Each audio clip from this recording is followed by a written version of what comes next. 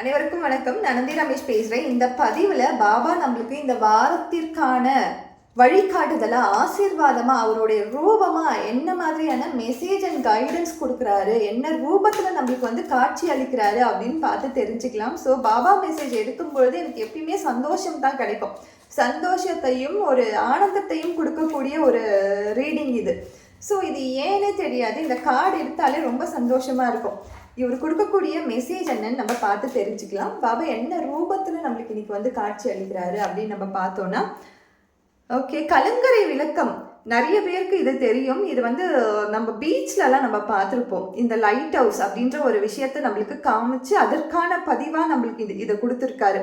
பாபா நம்ம இப்போ மெசேஜ் பார்க்காமலே இதை வச்சு சொல்லலாம், நான் தான் உன்னுடைய கலங்கரை விளக்கம். உனக்கு என்ன துன்பம் இருந்தாலும் நீ ஒரு கடல்ல தத்தளிக்கிற அப்படின்னு நீ நினைச்சிட்டு இருந்தாலும் உன்னுடைய கலங்கரை விளக்கமா நான் இருக்கேன், என்னை பாரு அப்படின்னு சொல்லி கூப்பிடுற ஒரு காடா தான் நான் இதை பார்க்குறேன்.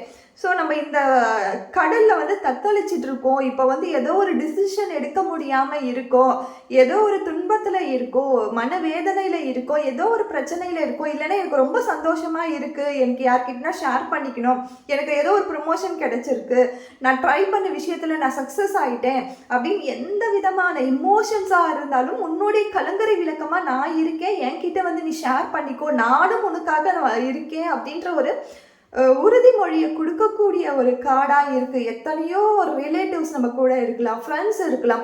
ஆனால் இந்த கார்டு சொல்கிற ஒரு விஷயம் என்னென்னா, நானும் உனக்காக இருக்கேன் அப்படின்னு நம்மளுக்கு ஞாபகப்படுத்துகிறாங்க. என்னை பாரு, நீ எங்கே இருந்தாலும் சரி, எந்த துன்பத்தில் இருந்தாலும் சரி, என்ன இன்பத்தில் இருந்தாலும் சரி, என்னுடைய பார்வை, என்னுடைய வெளிச்சம் என்பது உன்னை நோக்கி மட்டும்தான் இருக்குது அப்படின்னு சொல்லி ஒரு சொல்லக்கூடிய, அப்படியே ஸ்பான்டேனியஸாக சொல்லக்கூடிய ஒரு கார்டாக இருக்குது. ஸோ இதில் நம்ம படித்து தெரிஞ்சுக்கலாம். ஒளி தரும் வழிகாட்டி அப்படின்னு சொல்லியிருக்காங்க.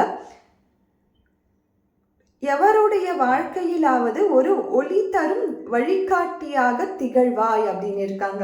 ஸோ யாரோ ஒரு வாழ்க்கையில் உங்களுக்கு பக்கத்தில் இருக்கவங்க கூட உங்ககிட்ட ஏதாவது ஷேர் பண்ணோம் அப்படின்னு சொன்னாங்கன்னா கண்டிப்பாக கேளுங்க, லிசன் பண்ணி உங்களால் முடிஞ்ச ஹெல்ப்பாக அவங்களுக்கு பண்ணுங்க. ஸோ இந்த கார்டு சொல்கிற விஷயமும் அதுதான். இந்த கார்டு ரொம்ப எனக்கு பிடிச்ச ஒரு கார்டாக இருக்குது. ஸோ பாபாவை போய் கண்டிப்பாக நம்ம எல்லோருமே நாளைக்கு மீட் பண்ணலாம். Thank you so much.